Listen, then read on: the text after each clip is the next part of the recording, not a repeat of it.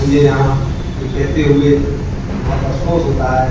कि पहला चुनाव इस देश में अगर हिंदू कार्ड खेला गया तो वो 1984 में इंदिरा गांधी की हत्या के बाद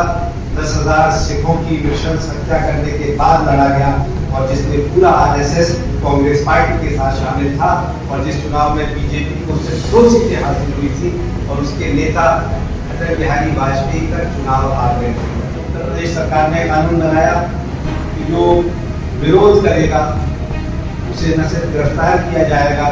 बल्कि उसकी संपत्ति जब्त की जाएगी, उस पर तावान लागू किया जाएगा, और अब तो नया फॉर्मूला आ गया है कि बुलडोजर से उसका घर ढा दिया जाएगा।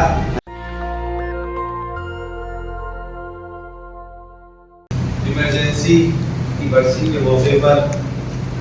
लोकतंत्र, लोकतांत्रिक अधिकार, मानव अधिकारों पर ये चर्चा रखने के लिए सभा की है, उसके लिए मैं सभी को मुबारकबाद देता हूँ। और आप सब लोगों को जो इस हॉल में बैठे हुए हैं,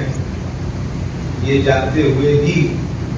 कि यहाँ आने के कुछ खतरे भी हैं, और जो अभी बताया गया कि जिस तरह से 20 सितंबर को आज मुंबई में गिरफ्तार किया गया है, आप लोगों को भी गिरफ्तार किया जा सकता है।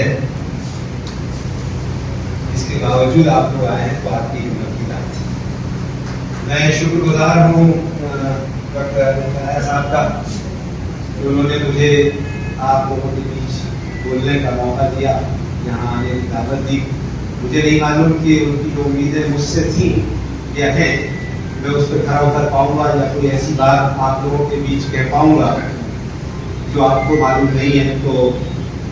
मुझे नहीं मालूम। लेकिन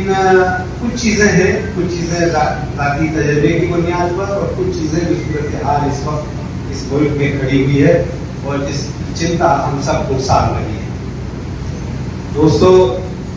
इमरजेंसी का ज़ाती अनुभव कुछ इस तरह से है कि 25/26 की वो डरावनी रात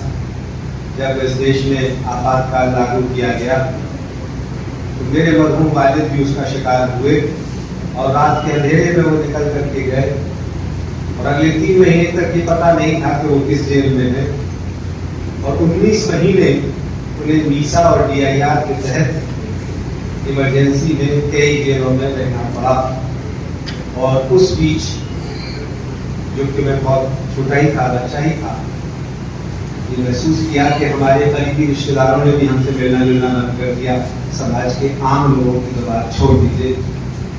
तो ये ज़रूरी हो जाता है कि जब हम 75 साल का अपनी आज़ादी का अमृत महोत्सव मनाएं,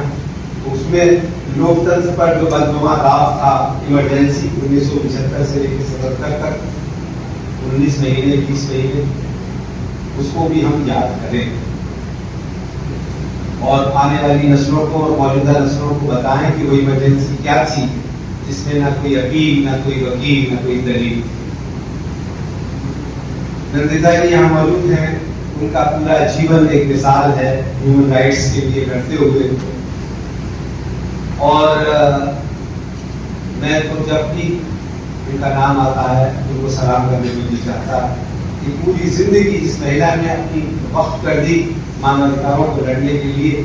वैसे कम लोग इस देश में बचे हैं। और अभी उन्होंने नागालैंड का जिक्र किया, मणिपुर का जिक्र किया। यहाँ मुझे ये कहने की इजाजत दीजिए नंदिता जी कि 8 बरस से तो हम इस फाशिज्म को झेल रहे हैं जो हिंदुत्ववादी विचारधारा पर हमारे ऊपर लादा गया है, लेकिन उसके पहले जो सो कॉल्ड सेक्युलर सरकारें थी केंद्र में और राज्यों में, और जो अपने आप को गांधी और नेहरू का वारिस कहती थी, उनका रवैया भी, चाहे वो दलितों की बात हो, अल्पसंख्यकों की बात हो, आदिवासियों की बात हो, महिलाओं की बात हो, समाज के हाशिए पर रहने वाले लोगों की बात हो, या कश्मीर और नॉर्थ ईस्ट में रहने वाले लोगों की बात हो, कभी उनको इस देश का नागरिक ही नहीं माना। इसलिए जब हम इमरजेंसी को याद करें तो हमें ये याद रखना पड़ेगा कि वो कौन लोग थे जिन्होंने टाटा लागू किया इस देश में, वो कौन लोग थे जिन्होंने ये हालात बनाए कि इस देश में मेजोरिटेरियन कम्युनल एजेंडे की बुनियाद पर सरकारें चुनी जाएं, वो कौन लोग थे जिन्होंने अपनी पॉलिटिक्स के लिए इस कम्युनलिज्म को बढ़ावा दिया। मुझे यहाँ कहते हुए बहुत अफसोस होता है कि पहला चुनाव इस देश में अगर हिंदू कार्ड खेला गया तो वो 1984 में इंदिरा गांधी की हत्या के बाद 10,000 सिखों की नृशंस हत्या करने के बाद लड़ा गया, और जिसमें पूरा आरएसएस कांग्रेस पार्टी के साथ शामिल था, और जिस चुनाव में बीजेपी को सिर्फ 2 सीटें हासिल हुई थी और उसके नेता अटल बिहारी वाजपेयी तक चुनाव आ गए थे। इन चीजों को याद रखने की जरूरत है, क्योंकि आज जो लोग राज कर रहे हैं या आज जो इस देश को जिन लोगों ने हिंदू बना दिया है, उनका एजेंडा कोई ढका छुपा नहीं। वो पिछले लगभग 97-98 साल से इस बात को कह रहे हैं कि ये हिंदुओं का देश है, यहाँ सिर्फ हिंदुओं को पहला नागरिक बनाया जाएगा। और ये बात उनके जो गुरु थे, गुरु गोविंद पर, वो अपना वी अवर नेशन और डिफाइंड में लिख गए कि इस देश में मुसलमान, ईसाई और बाकी अल्पसंख्यकों को दूसरे दर्जे का शहरी बन करके रहना होगा। कम्युनिस्ट और ईसाई और मुसलमान इस देश के लिए सबसे बड़ा खतरा है, और इस देश की एक भाषा होगी संस्कृत, एक रंग होगा भगवा, एक जाति की श्रेष्ठता होगी। और उस तरह से उन्होंने जो अपना आइडियोलॉजी बनाई थी, आप उससे इत्तेफाक करें ना करें, वो आज नरेंद्र मोदी ने लेटर एंड स्पिरिट में लागू कर दी पूरे देश में। उसने कहा कि सिर्फ हिंदुत्ववादी एजेंडा ही नेशनल एजेंडा होगा, राष्ट्रीयता का एजेंडा होगा, और जो उसके खिलाफ बोलेगा वो देशद्रोही कहलाएगा और उसकी जगह जेल होगी। और आप देख रहे हैं तमाम फोटो जो यहाँ लगाए गए हैं, जिन लोगों को महीनों से सालों से जेलों में सड़ाया जा रहा है, उनका क्या कसूर है? उनका कसूर यही है ना कि वो इंसाफ की बात करते हैं, वो जस्टिस की बात करते हैं, वो इस देश के संविधान को लागू करने की बात करते हैं, जिसका नाम लेकर के आज जो सरकार है वो सिर्फ अपना एजेंडा चला रही है। पिछले 8 वर्षों के का जो दबाव आप देखें तो वो ये है कि मैं बहैसियत मुसलमान इस देश में अब अपने आप को नंबर 1 का शहरी नहीं मानता। ये सबसे बड़ी शर्म की बात है इस देश के लिए, इस देश के सेक्युलर डेमोक्रेटिक संविधान के लिए, क्योंकि हमारे पुरखों ने जो इस मुल्क को आजादी की लड़ाई लड़ी थी 1857 से लेकर 1947 तक, 90 साल का जो नेशनल मूवमेंट का पीरियड था, उसमें गांधी जी के नेतृत्व में हमारे नेताओं ने ये कसम खाई थी कि जब हम आजाद होंगे तो एक ऐसा देश बनाएंगे जिसकी किसी धर्म, जाति, भाषा, लिंग के आधार पर श्रेष्ठता नहीं मानी जाएगी, सबको बराबरी के अधिकार होंगे। और 1947 में बंटवारा हो जाने के बाद, पाकिस्तान बन जाने के बावजूद हमारे उन नेताओं ने अपने उस वायदे को निभाया और डॉक्टर अम्बेडकर के जरिए से एक ऐसा संविधान बनाया जिसमें सबको बराबरी की बात कही गई थी। और उस बराबरी को काफी हद तक उसको दिया गया, पूरी तरह से तो नहीं दिया गया, क्योंकि अगर पूरी तरह से दिया गया होता तो आज ये बीमारी ना होती जो हम देख रहे हैं। लेकिन अगर पंडित जवाहरलाल नेहरू जैसा सेक्युलर और डेमोक्रेटिक नेता हमारे देश का 16-17 साल प्रधानमंत्री नहीं होता तो इस देश में 52 में पहले आम चुनाव में ही हिंदुत्ववादी सरकार बन गई होती, हिंदुओं का एजेंडा जो आज चल रहा है वो गायब हो गया होता और बाकी लोगों के कोई अधिकार नहीं होता। तो दोस्तों, चूंकि समय कम है और भी लोगों को बोलना है, मैं बहुत ज्यादा वक्त न लेते हुए सिर्फ एक बात आप लोगों से कहूंगा कि जरा ये अपने दिल पे हाथ रख के सोचिएगा कि क्या ये वही मुल्क है जिसका सपना हमारे नेताओं ने देखा था? क्या ये वही मुल्क है जिसको हम फख्र से कहते थे कि ये बुद्ध, चिश्ती, नानक और कबीर की धरती है, जो वसुधैव कुटुंबकम में विश्वास रखने वाले लोग हैं, जो पाकिस्तान का हश्र हमने देखा, नफरत और मजहब की बुनियाद पर एक मुल्क बनाया गया, वो 25 साल एक नहीं रह सका, 1971 में उसके टुकड़े हो गए। और आज भी जो पाकिस्तान बचा हुआ है सिर्फ कश्मीर के नाम पर उसको यूनाइट रखा हुआ है, वो एक सीमेंटिंग फोर्स है। जैसे कश्मीर का मसला हल हो जाएगा, वहां उसके कितने टुकड़े होंगे हम नहीं जानते। क्या हम इस देश को पाकिस्तान बनाना चाहते हैं, ये तय कर लेना चाहिए, और फिर उसके जो नतीजे होंगे उनको भी सोच लेना चाहिए, या हम इस देश को वैसे ही बनाएंगे जैसा आजादी के 60-70 साल ये चला, ये सही है कि इमरजेंसी में तमाम लोकतांत्रिक संस्थाओं का गला घोंट दिया गया, तानाशाही हमारे ऊपर लाद दी गई, लेकिन उस वक्त इस देश का मुसलमान, ईसाई, सिख और दूसरा अल्पसंख्यक अपने आप को नंबर 2 का शहर नहीं महसूस करता था, जो आज उसे करा दिया गया है। सत्ताधारी पार्टी जो 300 सीटें जीत करके आती है, हमारे सेक्युलर दोस्त कई टीवी डिबेट्स में हमारे साथ इस बात को जस्टिफाई करते हैं, तो भारतीय संविधान के तहत चुनी हुई सरकार है। लेकिन मैं आपसे पूछना चाहता हूँ कि जिस 302 सदस्यों वाली पार्टी में एक मुसलमान, एक ईसाई और शायद एक सिख को छोड़ करके कोई दूसरा अल्पसंख्यक ना हो, क्या उसे आप पार्टिसिपेटिव डेमोक्रेसी कहेंगे? क्या उसे आप इंक्लूसिव डेमोक्रेसी कहेंगे? क्या उसमें सबको बराबरी के अधिकार होंगे? और दूसरी और आखिरी बात ये कि पिछले 7-8 साल में जो माहौल बनाया गया है, उसमें क्या मैसेज दिया गया है? मैसेज ये दिया गया है कि जो इस सरकार की मुखालिफत करेगा, उसके विरोध में बोलेगा, हरतोषण आपको मीडिया का सीन बता दिया और आप लोग खुद भी देख रहे हैं और जानते हैं कि आज न टीवी देखने को दिल चाहता है, न अखबार पढ़ने को दिल चाहता है, क्योंकि सारी खबरें जिस तरह की होती हैं और यहाँ से आती हैं, उसके बारे में भी राय कायम करने में हमें 2 मिनट से ज़्यादा वक्त नहीं लगता। लेकिन क्या हो रहा है? 2020 जनवरी में उत्तर प्रदेश सरकार ने कानून बनाया कि जो विरोध करेगा उसे न सिर्फ गिरफ्तार किया जाएगा, बल्कि उसकी संपत्ति जब्त की जाएगी, उस पर तावान लागू किया जाएगा, और अब तो नया फॉर्मूला आ गया है कि बुलडोजर से उसका घर ढा दिया जाएगा, भले ही उसका घर हो या ना हो, लेकिन वो अगर मुसलमान है तो उसका घर ढा दिया जाएगा। इस देश में पिछले साल दिसंबर में एक तथाकथित धर्म संसद होती है हरिद्वार में,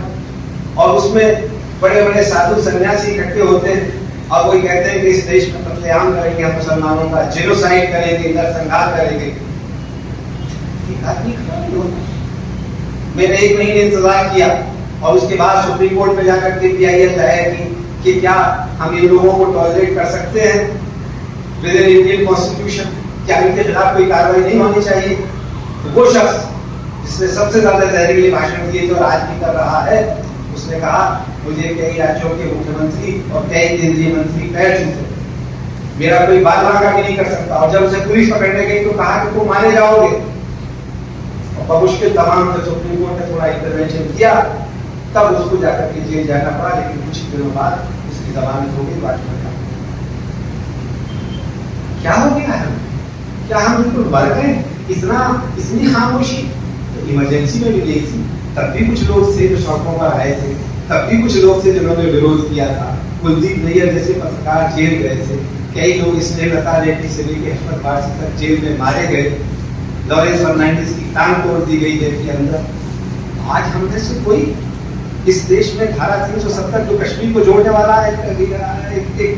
वाहिद फॉर्मूला था, उसको खत्म कर दिया गया। इस देश में चेटी नहीं मरती है। इस देश में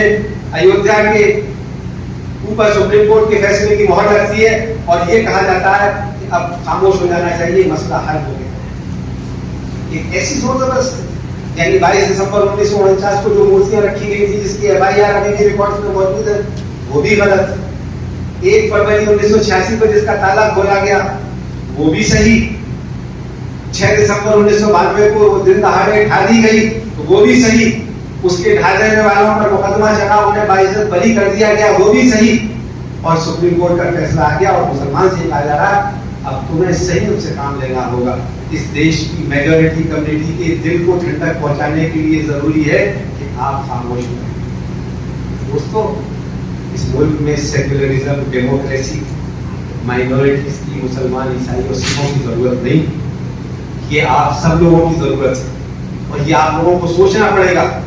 वरना इसका वही हश्र होगा जो पाकिस्तान का होगा। कि मेजोरिटेरियन कम्युनल एजेंडा के तहत आप सरकारें बना लोगे। अभी उत्तर प्रदेश में सरकार बनी, मेरे कई सेक्युलर दोस्त अरुण त्रिपाठी साहब यहाँ मौजूद थे, टीवी डिबेट होती थी जो अल्टरनेटिव मीडिया था, सत्यहिंदी.com, वायर, न्यूज के लिए फलाना ढमाका, उन सब में मैं कहना था कि ये जहर इतना अंदर तक भर दिया गया है कि बीजेपी की ही सरकार बनेगी, कोई चांस नहीं मुझे नजर आता कि अपोजिशन वहां सरकार बना लेगा। ऐसे माहौल में जब लाशें गंगा लाशों से पट गई थी और पिछले 5 साल में योगी आदित्यनाथ की सरकार ने कोई ऐसा काम नहीं किया जिसकी वजह से उसको दोबारा सत्ता मिलनी चाहिए थी, लेकिन मिली। 2019 में नरेंद्र मोदी सरकार ने कोई ऐसा काम नहीं किया कि क्रॉनिक कैपिटलिज्म को बढ़ावा देने के अलावा, और अरुंधति राय के शब्दों में अगर कहूं कि 4 गुजराती हैं, 2 देश को बेच रहे हैं, 2 खरीद रहे हैं, उसके बावजूद पुलवामा अटैक होता है, फिर पाकिस्तान को सबक सिखाया जाता है और हम सब लोग ताली बजा करके नरेंद्र मोदी को, देश की एकता और अखंडता को अगर कोई बचा सकता है तो वो यही मर्द मुजाहिद है, इसलिए हम उसको वोट देते हैं। तो दोस्तों, मैं सिर्फ यही बात कहते हुए खत्म करूँगा कि आप जब यहाँ से जाएं तो रात को ज़रा सोचिएगा जरूर। और वैसे भी अब आप जैसे लोगों की तादाद बहुत कम बची है। हम लोग प्रेस क्लब में इस हॉल के अंदर और 2-3 जगह इकट्ठा होते हैं, 100-200 सवा लोग होते हैं, वही अपना रोना गाना कर लेते हैं, बरसिया पढ़ लेते हैं, लेकिन आम आदमी वो उसको क्या हो गया है, उसकी बात क्यों, उसे बात ये समझ में नहीं आ रही कि क्यों दलितों के साथ अत्याचार हो रहा है, क्यों आदिवासियों के साथ अत्याचार हो रहा है, क्यों अपर कास्ट की मेजॉरिटी होने के बावजूद जो मंडल के नाम पर पॉलिटिक्स शुरू हुई थी वो क्रश हो जाती है, और दलित की, अशोक भारती साहब यहाँ मौजूद है, दलितों के बड़े लीडर हैं,